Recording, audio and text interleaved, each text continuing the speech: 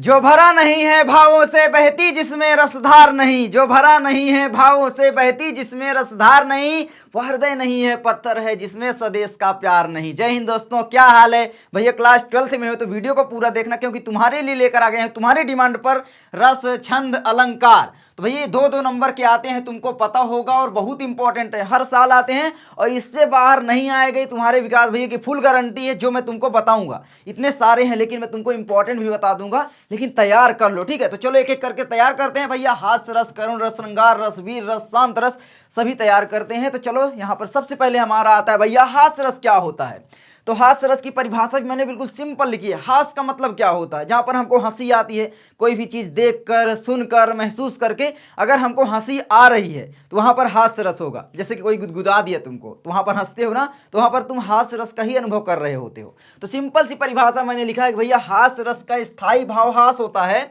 विलक्षण आकृति या आकार, वेशभूषा, वचन इत्यादि को देखकर एवं सुनकर हृदय में उत्पन्न हास नामक स्थायी भाव जब विभाव, अनुभव एवं संचारी भावों से संयोग करता है तब हास्य रस की निष्पत्ति होती है। या जब विभाव, अनुभव एवं संचारी भावों से मिलता है तब हास्य रस की निष्पत्ति होती है, वहां पर हास्य रस होता है। ऐसे भी लिख सकते हो। तो अपने अनुसार परिभाषा बनाना भी सीखो, कोई रटने की जरूरत नहीं है, लेकिन मैंने सरल करके ही लिखा है। तो चलो एकदम लॉलीपॉप जैसे बिल्कुल एग्जाम्पल देख लेते हैं, जिनको तुमको पढ़ के हंसी आएगी और जल्दी याद होंगे।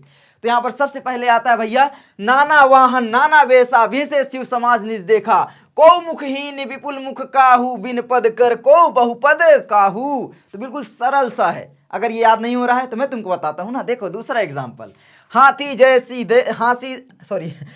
जैसा देह, गैंडे जैसी चाल, तरबूजे सी खोपड़ी, खरबूजे से गाल। तो इसको पढ़ के तो मुझे हंसी आ रही है, तुमको भी आ रही होगी, मतलब हास्य रस वहां पर हुआ। तो दोनों में से कोई एक याद कर लो। अब यहाँ पर अगर तुम इसको लिख दोगे ना तो एग्जामिनर को भी हंसी आएगी और वो फुल नंबर देगा, ठीक है? तो इन दोनों में से कोई भी तुम याद कर सकते हो और ये तुम्हारा 2 नंबर फिक्स करवा देगा। उसके बाद हम देखते हैं भाई करुण रस। तो करुण रस का सिंपल सा मतलब है जहां पर हम शोक मनाते हैं, दुख होता है हमें, वहां पर करुण रस होता है। करुण का मतलब ही होता है शोक या दुख, ठीक है? सिंपल सी बात है। तो बिल्कुल सिंपल एग्जाम्पल मैंने लिए हैं, सिंपल परिभाषा क्या है भैया? इसका स्थायी भाव क्या होता है? शोक होता है। याद कर लेना, स्थायी भाव शोक होता है। शोक मतलब जहां पर दुख होता है, ठीक है? तो करुण रस का स्थायी भाव शोक होता है।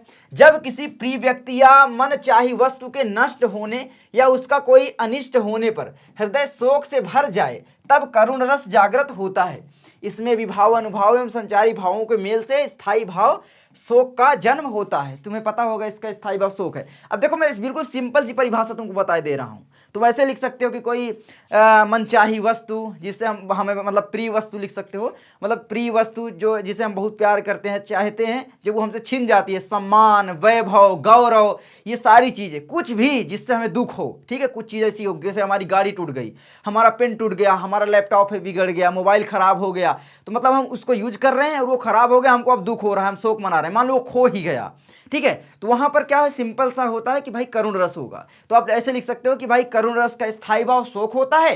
यही शोक नामक स्थायी भाव जब विभाव, अनुभव एवं संचारी भावों से संयोग करता है तब करुण रस की निष्पत्ति होती है। और देखो एग्जाम्पल बिल्कुल लॉलीपॉप जैसे मैं यहां पर लिया हूं, जिनको तुम बहुत बार पढ़ चुके होंगे, ठीक है? देखो सबसे पहले यहां पर देखो, राम राम कही राम कही, राम राम कही राम, तन परि हरि रघुपति विरह, राउ गयउ सुरधाम। देख रहे हो, मतलब दुख का यहाँ पर अनुभव हो रहा है। उसके बाद अगला है भैया, शोक विकल सब रोवहि रानी, रूप सीलु बलु तेज बखानी, करहि विलाप अनेक प्रकारा, परहि भूमि तल बारहि बारत। ये देख रहे हो भाई, राम के बारे में ही दोनों हैं और बहुत ही सरल सरल एग्जाम्पल ये, जिनको याद हो जाए। और अगर तुमने कोई याद कर रखा है पहले से तो तुमको चेंज करने की जरूरत नहीं है, ये भी मैं तुमको बताए दे रहा हूं। उसके बाद हमारा आता है भैया, यहाँ पर देख सकते हो श्रृंगार। श्रृंगार रस का मतलब होता है भैया प्रेम, जहां पर हम प्यार कर दर्शाते हैं, प्रेम कुछ भी करते हैं किसी से, तो वहां पर हमारा क्या होता है, श्रृंगार रस ही होता है। अब श्रृंगार रस 2 प्रकार के होते हैं, भी आगे डिस्कस करेंगे। तो श्रृंगार रस का सीधा सा मतलब है, और इसका सरल एग्जाम्पल मैंने लिया है, ठीक है? तो उदाहरण भी देख कर जाना। तो देखो श्रृंगार रस का मतलब क्या है, इसका स्थायी भाव रत या प्रेम होता है। ये याद कर लेना, स्थायी भाव रत या प्रेम, जहां पर यही प्रेम जागृत हो गर्लफ्रेंड, बॉयफ्रेंड, ये सब क्या है भाई, यहाँ पर प्रेम ही तो होता है ना?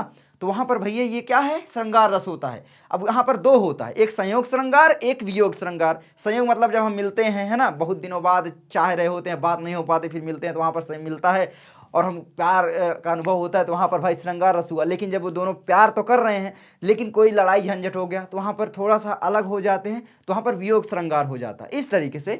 तो यहाँ पर देख सकते हो सिंपल सा है भाई, श्रृंगार रस का मतलब क्या है, इसका स्थायी भाव रतीय प्रेम होता है, जहाँ नायक और नायिका, यहाँ पर नायक और नायिका का मतलब समझ ही रहे हो, नायक एक है ना कोई होता है और नायिका कि अथवा यह महिला पुरुष के प्रेम पूर्वक श्रेष्ठाओं की क्रियाकलापों का श्रेष्ठाक वर्णन होता है, वहाँ श्रृंगार रस होता है।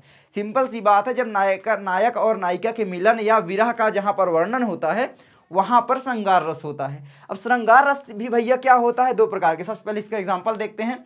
तो एग्जाम्पल देख सकते हो भाई, थके नयन रघुपति छवि देखे, पलकन ही हूँ परिहरि निमेखे, अधिक स्नेह देह भई भोरी, शरद शशि ही जनु चितव चकोरी, ऐसे है ना। तो भाई इसको गाना के तौर पर भी तुम याद कर सकते हो। तो चलो ये हो गया हमारा। उसके बाद हम देखते हैं यहाँ पर संयोग श्रृंगार। संयोग श्रृंगार जहाँ पर नायक और नायिका के मिलन का वर्णन होता है, मिलते हैं वहाँ पर, मैंने बता ही दिया, वहाँ पर संयोग श्रृंगार होता है, ठीक है। तो जहाँ पर नायक और नायिका के मिलन या आलिंगन, स्पर्श, वार्तालाप आदि का वर्णन होता है, वहाँ पर संयोग श्रृंगार होता है। इतना बड़ा ना लिखोगे चलेगा, आप ऐसे लिख दो कि भाई नायक और नायिका के मिलन का वर्णन होता है। भाई जहाँ पर चुम्मान ये सब है ना, समझ रहे हो विनोद। उसके बाद चलो इसका एग्जाम्पल देखते हैं। एग्जाम्पल है तुम्हारा, देखो, लता ओट सब सखिन लखाए, श्यामल गौर किशोर सुहाए, देख रूप लोचन ललचाने, हर से जन निज निधि पहचाने। तो यहाँ पर भैया क्या है, जब सीता जी और राम पहली बार मिलने, है ना, पहली बार देखा, तो वहाँ पर सीता जी के लिए ये लिखा गया, सीता जी और राम के बारे में, तो वो है, देख सकते हो। उसके बाद भाई वियोग श्रृंगार क्या है भाई, जहाँ पर नायक नायिका का परस्पर प्रबल प्रेम हो लेकिन मिलन ना हो, मतलब प्रेम तो उनके बीच है, मैंने बताया ना, जुदाई सही न जाए जुदाई, क्या है वो गाना, है ना, तो वही वाला, ठीक है। तो यहाँ पर है भाई जहाँ पर नायक नायिका की सीधा सा मतलब यहाँ पर समझो, जैसे यहाँ पर नायक क्या है भाई, राम हो गए, और नायिका मतलब सीता जी हो गई, ठीक है। तो यहाँ पर भाई इस तरीके से भाई प्रेम तो था जब सीता जी को जंगल राम भेज रहे थे, या फिर जब रावण सीता जी को का हरण कर ले गया था, रावण उठा ले गया था, तो वहाँ पर राम जब ढूंढ रहे थे, पक्षियों से पूछ रहे थे, तो तुमको पता होगा एग्जाम्पल, हे खगमृग हे मधुकर श्रेणी, तुम देखी सीता मृग नयनी, तो वही वाला है। तो यहाँ पर एग्जाम्पल भी है, देख सकते हो। अरे यार यहाँ पर लिख दिया, चलो ठीक है, हे खगमृग हे मधुकर श्रेणी, तुम देखी सीता मृग नयनी, है ना। तो इस तरीके से हो जाता है। तो भाई आ गया होगा तुमको। चलो आगे बढ़ते हैं। तो भाई श्रृंगार रस कंप्लीट हो गया। आगे हमारा आता है वीर रस। वीर का मतलब भैया जहाँ पर वीरता का अनुभव, हम वीर बन जाते हैं, मतलब कोई भी चीज़ ऐसी सुनकर, देखकर, महसूस करके जिससे हमें जोश आ जाता है, इंस्पिरेशन आ जाता है, मतलब कि भाई फोड़ देंगे, बस कर डालेंगे, इसका सर फोड़ देंगे, उसको फोड़ देंगे, वहाँ पर वीर रस होता है, ठीक है। ये है भैया वीर रस। वही मैंने वीर रस का एग्जाम्पल तुमको दिया, जो भरा नहीं है भावों से, बहती जिसमें रसधार नहीं, वह हृदय नहीं है पत्थर है, जिसमें स्वदेश का प्यार नहीं। भैया क्या हो रहा है, वीरता का अनुभव हो रहा है, मतलब थोड़ा हम क्या हो रहे हैं, मोटिवेट हो रहे हैं। जहाँ पर मोटिवेशन आता है वहाँ पर वीर रस होता है, ठीक है। तो वीर रस का मतलब क्या है भैया, इसका स्थायी भाव जो होता है उत्साह होता है, याद कर लेना। युद्ध अथवा किसी कार्य को करने अथवा प्रेरक कहानी सुनकर हृदय में उत्साह का भाव उत्पन्न होता है। जो मोटिवेशन इंडस्ट्री चल रही है वो वीरता के कारण ही चल रही है, ठीक है। जब उत्साह नामक स्थायी भाव विभाव अनुभव संचारी भावों से मिलता है या संयोग करता है, तब वीर रस की निष्पत्ति होती है, या वहां पर वीर रस होता है। जैसा मन चाहे वैसा लिखो, मैं तुमको रटना कभी नहीं सिखाता, पता होगा तुमको। तो ये हो गया। चलो इसका एग्जाम्पल देख लें क्या। तो एग्जाम्पल मैंने यहाँ पर दो लिखे हैं, तो देख सकते हो। उदाहरण के तौर पर, बुंदेलो हर बोलों के मुंह हमने सुनी कहानी थी, खूब लड़ी मर्दानी वह तो झांसी वाली रानी थी। तो देख रहे हो कितना वीरता के बारे में बात कर रहे हैं ना, जो झांसी वाली रानी थी, लक्ष्मीबाई कह लो, और बहुत सारी रानियां थी, और है ना बहुत सारी, तो उनके बारे में भी है। तो भाई क्या है, खूब लड़ी, दुश्मनों से, अंग्रेजों से लोहा लिया, तो वहाँ पर मोटिवेशन के तौर पर बात हो रही है, वहाँ पर वीर रस है। उसके बाद दूसरा है, रणबीच चौकड़ी भर भर कर चेतक बन गया निराला था, राणा प्रताप के घोड़े से पड़ गया हवा का पाला था। तो देख सकते हो भाई दोनों ही इंपॉर्टेंट है, ठीक है। तो तुमने ये कर लिया, आई होप समझ गए होंगे वीर रस। चलो आगे बढ़े। आगे हमारा आता है भैया शांत रस। तो शांत रस मतलब भैया जहाँ पर हमें शांत का अनुभव, हमें विरह हो जाए किसी से, हम प्रेम कर रहे थे, कुछ भी चीज़ हम चाह रहे थे, लेकिन बाद में हम मतलब अब बस हमें कुछ नहीं चाहिए, बिल्कुल अलग दुनिया चाहिए, अलग शांति चाहिए, वहाँ पर शांत रस, ठीक है। मतलब कोई भी चाह जब ना रह जाए, मन बिल्कुल अनुरक्त विरक्त एकदम वो हो जाए, भर जाए, ठीक है। हमें बस जंगल दिखाई दे जहाँ पर हमें कुटी हो, आराम से शांत से रहो, बस मौन धारण ध्यान करो, मेडिटेशन करो इस तरीके से, तो वहाँ पर भैया होता है शांत रस। तो इसका स्थायी भाव निर्वेद होता है, याद रख लेना क्या होता है, निर्वेद। निर्वेद का मतलब ही होता है शांति, मेडिटेशन, ठीक है। तो ये होता है। तो भैया जब निर्वेद नामक स्थायी भाव विभाव अनुभाव एवं संचारी भावों से संयोग करता है या मिलता है, तब शांत रस की निष्पत्ति होती है। बिल्कुल सिंपल आ गया भैया लाइन पर। चलो इसका एग्जाम्पल मैं तुमको एक बताए दे रहा हूं, तो देख लो एग्जाम्पल भैया। जब मैं था तब हरि नहीं, ये किसके हैं, किसके, जल्दी बताओ किसके हैं। जब मैं था तब हरि नहीं, अब हरि हैं हम नाही, सब अंधियारा मिट गया, जब दीपक देखा माही। ये किसका है भैया, कबीर दास है ना। तो ये कबीर दास के बहुत अच्छे अच्छे दोहे हैं। गुरु गोविंदो खड़े काके लागो पाए, बलिहारी गुरु आपने गोविंदियो बताए। तो बहुत सारे दोहे हैं ना, कबीर दास के दोहा का मैं फ़ैन हूँ और रोज़ सुबह लगा लेता हूँ और सुनता रहता हूँ। कबीर साहब मतलब भाई एकदम नेक्स्ट लेवल थे। वो काम करके चले गए जो आज तक लोग नहीं कर पाए। वो इतना मतलब उनकी थिंकिंग थी, कोई भी चीज़ देखते थे दोहा बना देते थे भैया, है ना। तो समझ सकते हो वो वाला कि भाई मीन सदा जल में रहा धुले बास ना जाए, वो वाला एक बना दिए थे, है ना।